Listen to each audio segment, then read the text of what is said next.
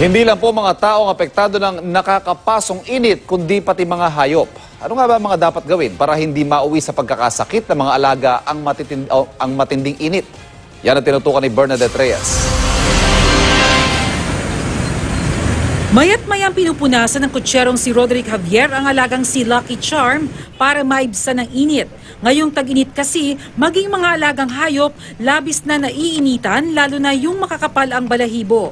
Si Lucky Charm ang kabayong nag-viral sa social media na nakahiga sa kalsada. Paniwala na nag-post na pagod sa sobrang init ang kabayo habang sakay ang 3 pasahero. Pero sabi ni Roderick, aksidente ang nangyari.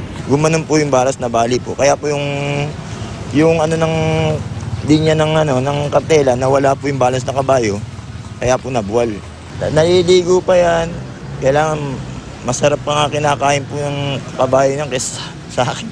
Minsan nililim, tapos papakain, kailangan may damo ka lagi. Pag naramdaman po namin talagang mainit, naghanap po kami ng mga lilim sa lugar na. Sabi ng Philippine Animal Welfare Society o POS, mahalagang mapangalagaan ang kapakanan ng mga alagang hayop ngayong tag-init. Make sure na hindi na uubusan ng water. Huwag na po natin silang damitan.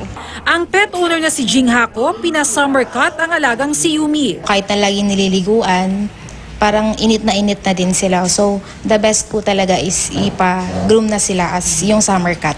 Sabi na veterinarian, kapag napabayaan sa init ang alaga, posible itong ma-heat stroke. Yung mga nakikita nating signs and symptoms, severe panting,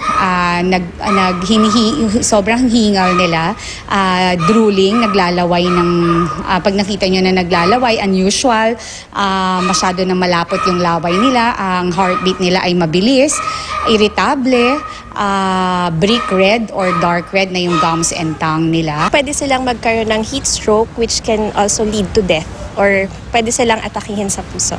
Payo na eksperto, laging painumin ng tubig ang mga alaga, ilagay sa lilim at bigyan ng sapat na ventilation.